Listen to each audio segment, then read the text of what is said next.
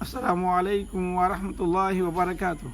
अल्हम्दुलिल्लाहि रब्बिल आलमीन वस्सलातु वस्सलामु अला सय्यिदिल अंबिया व अशरफिल मुरसलीन व अला आलिहि व सहबिहि अजमाइन व मन तबिअहुम बिइहसानिन इला यौमिद्दीन। अम्मा बाद। आजको मेरो विषय हो संदेष्टाहरूमाथि आस्था। आदरणीय दाजुभाइहरू,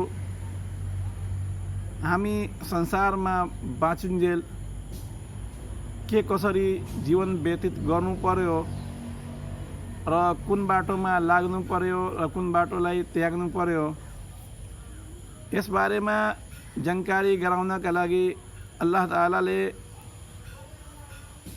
धेरै सन्देष्टाहरूलाई पठाउनुभयो। समय समयमा अल्लाह ताआलाले तिनीहरूलाई पठाएर आफ्नो आदेश तथा निर्देश मानव समाजलाई दिनुभयो। र यसैले अल्लाह ताआलाले पवित्र कुरानमा भन्नुभएको छ, व इम मिन उम्मतिन इल्ला खला फिहा नज़ीर।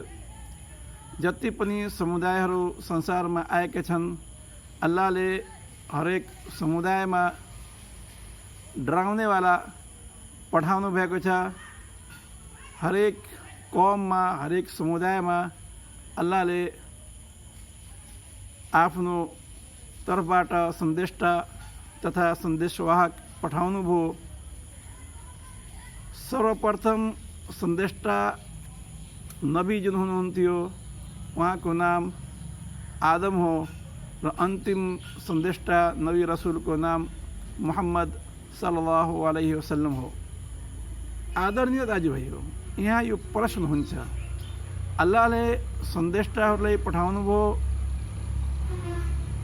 किन अल्लाहले सन्देष्टाहरूलाई पठाउनु? यसमा कारण के थियो? यसको जवाफ दिँदै अल्लाह ताआलाले आफै पवित्र कुरानमा भन्नुभएको छ, वलक़द बअस्ना फी कुल्लि उम्मतिन रसूला अन इअ्बुदुल्लाह वज्तनिबुत तागुत। र हामीले हरेक समुदायमा, हरेक उम्मतमा हामीले सन्देष्टालाई पठायौँ। वलक़द बअस्ना फी कुल्लि उम्मतिन रसूला अन इअ्बुदुल्लाह, कि मानिसहरू मात्र अल्लाहकै उपासना गरून् र तागुतको उपासनाबाट टाढा रहने गरून्। यहाँ तागुत जुन भनिएको छ, यो तागुत भनेको के हो?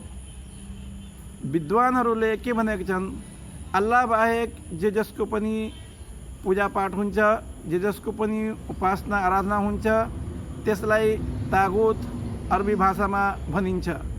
तर यदि त्यो मानिस मध्ये हो भन्नाले विद्वानहरूले यो पनि भनेका छन्, इमाम मालिक रहमतुल्लाहले भन्नुभएको छ, त्यो यदि त्यसबाट प्रसन्न छ, आफ्नो भक्तिबाट, आफ्नो उपासनाबाट प्रसन्न छ भन्नाले त्यसको पनि गणना तागुतमा आउँछ। तर यदि कसैको मृत्यु भयो र त्यसले कसैले आदेश पनि दिएको छैन, त्यसलाई थाहा पनि थिएन मेरो मृत्यु पश्चात मानिसहरूले के कसो गर्नेछन्, र त्यसको मृत्यु पश्चात यदि मानिसहरूले त्यसको पूजापाठमा लागेका छन् भन्नाले त्यो तागुतमा त्यसको गणना हुँदैन।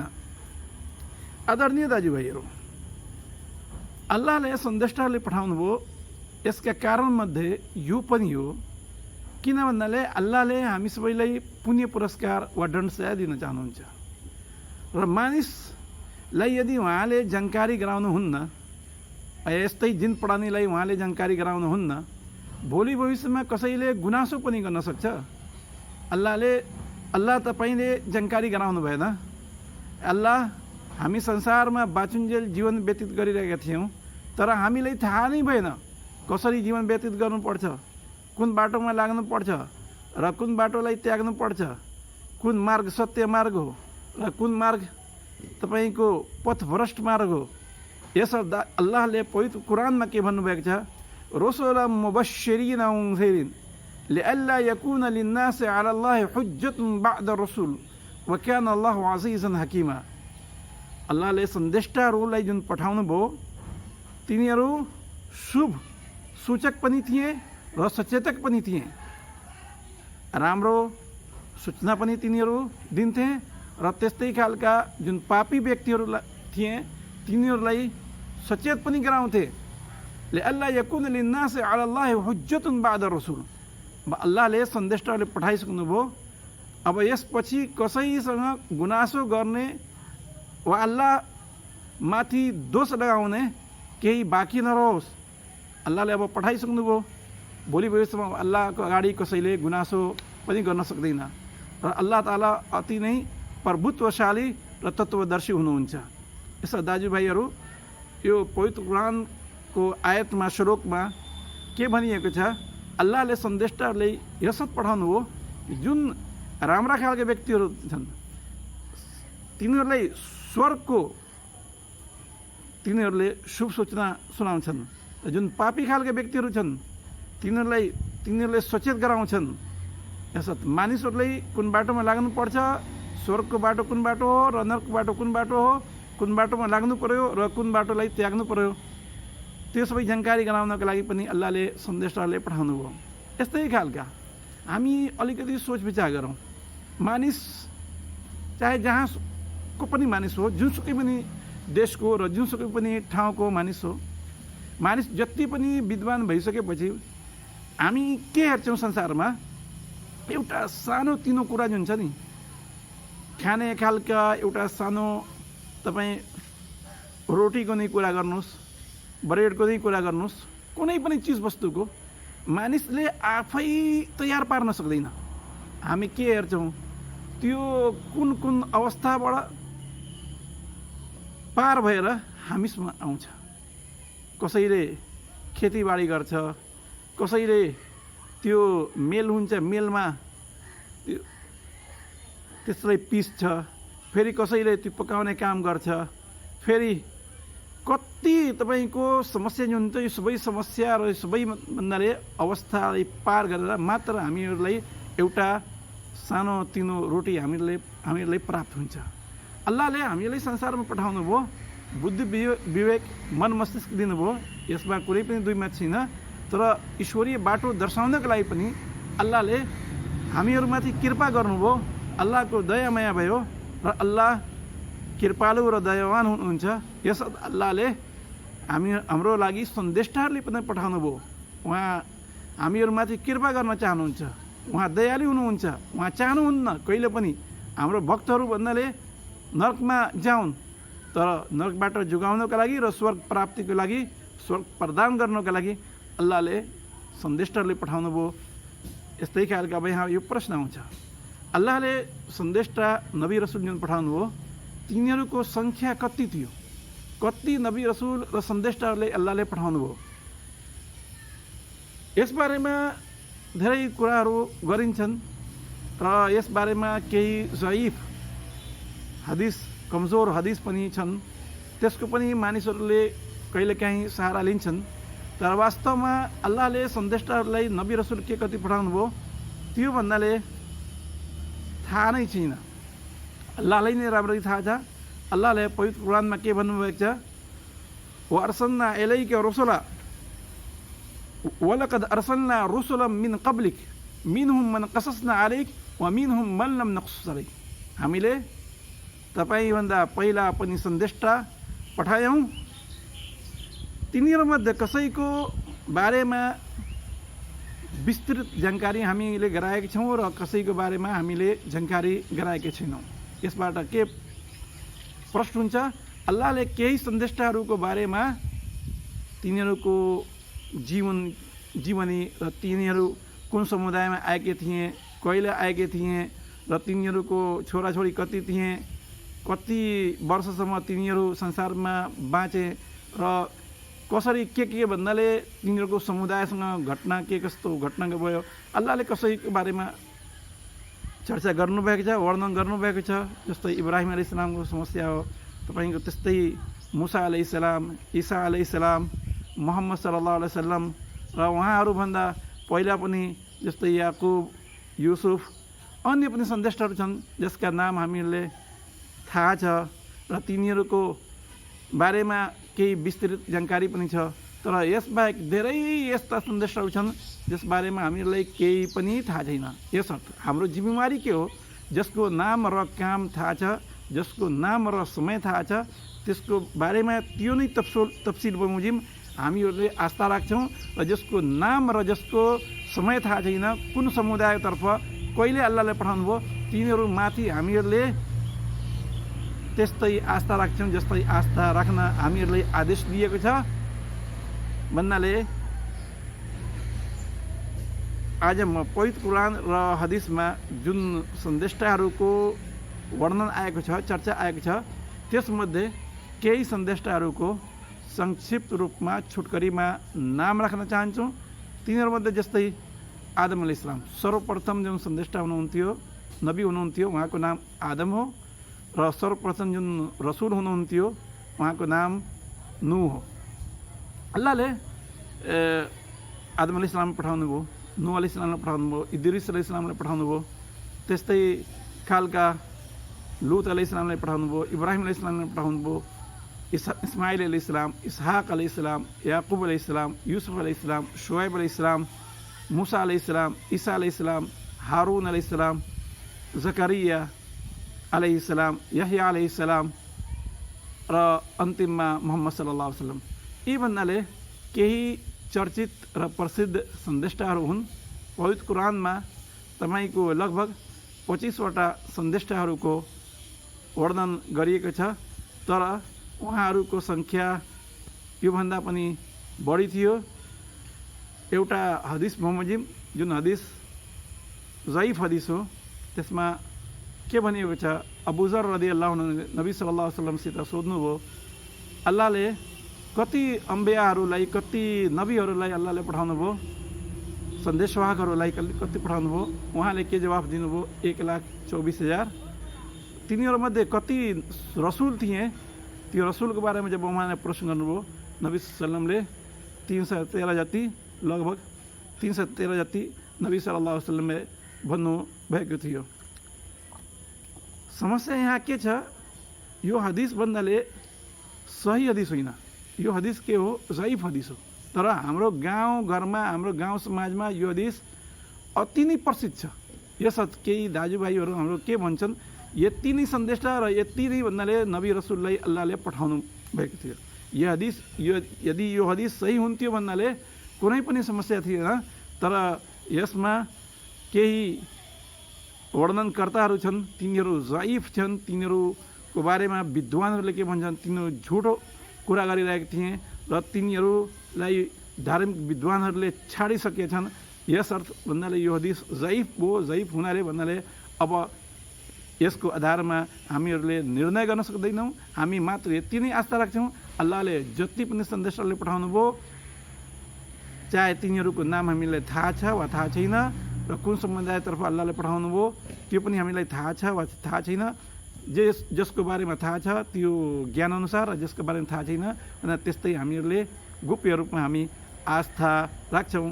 अल्लाहले हामी सबैको मार्गदर्शनको लागि अल्लाहले सन्देशहरूले पठाउनु भएको थियो। यहाँ हामी कुरा के सुन्यौँ, नबी र रसुल।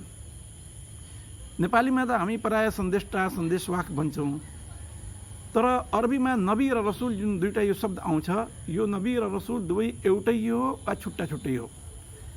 केही विद्वानहरूले के भनेका छन् भन्नाले यसमा केही फरक छ, तर केही विद्वानहरूले के भन्छन्, केही पनि फरक छैन, नबीलाई रसुल र रसुललाई नबी हामी भन्न सक्छौँ। तर केही विद्वानहरूले यसमा फरक छुट्याएका छन्। त्यो 3 प्रकारको फरक छुट्याएका छन्।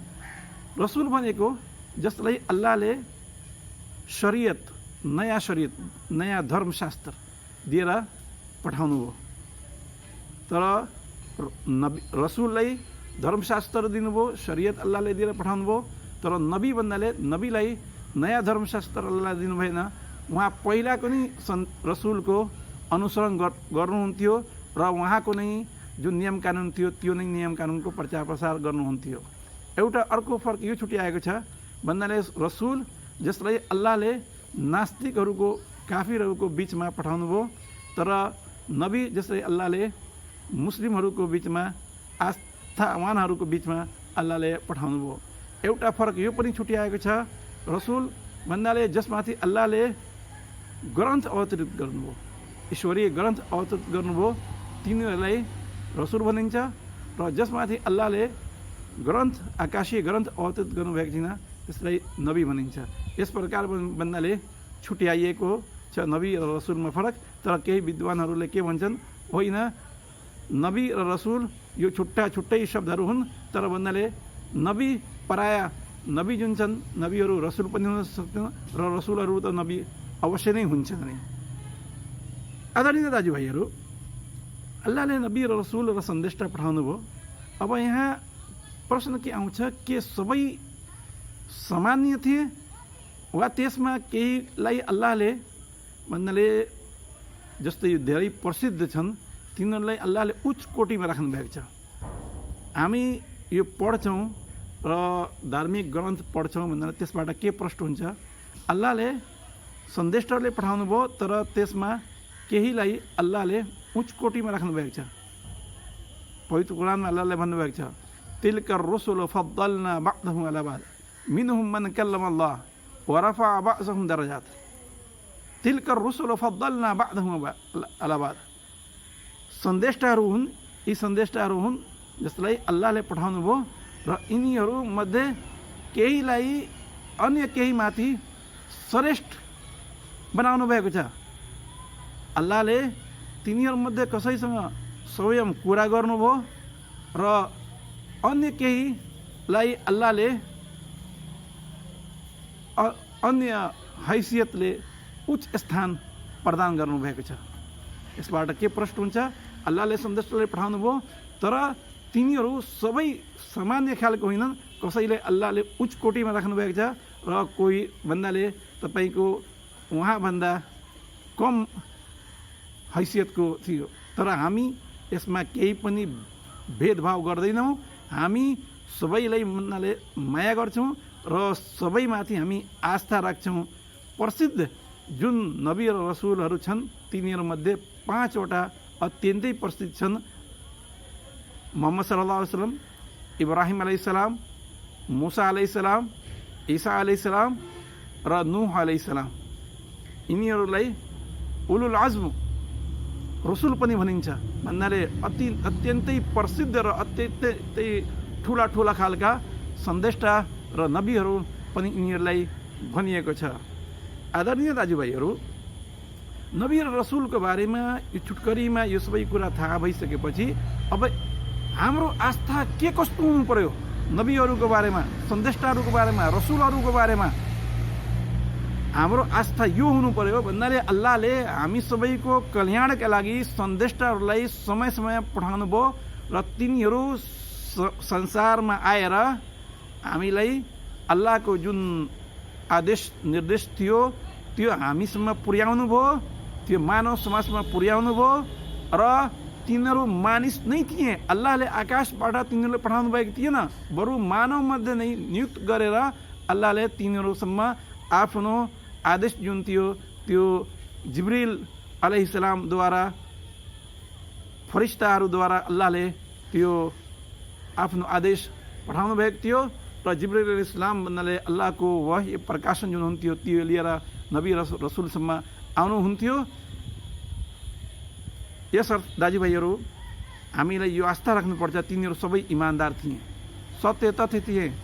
अल्लाहले जे जस्तो आदेश दिनुभयो त्यसमा तिनीहरूले केही पनि छाटखाट नगरिकन, केही काटछाट नगरिकन जस्ताका त्यस्तै मानव समाजमा पुर्याए। यसर्थ जुन सन्देशा र जुन नबी रसुललाई जुन समुदायतर्फ अल्लाहले पठाउनु भयो तिनीहरूको दायित्व त यो उहाँहरूमाथि आस्था राख्नको साथसाथ तिनीहरूको अनुसरण गर्नु। तर अन्तिम सन्देशको रूपमा अल्लाहले मोहम्मद सल्लल्लाहु अलैहि वसल्लमलाई पठाउनु भएको छ। यसर्थ अब मोहम्मद सल्लल्लाहु अलैहि वसल्लम संसार बाँचिन्जेलका लागि नबी र रसुल हुनुहुन्छ, अन्तिम सन्देशा हुनुहुन्छ।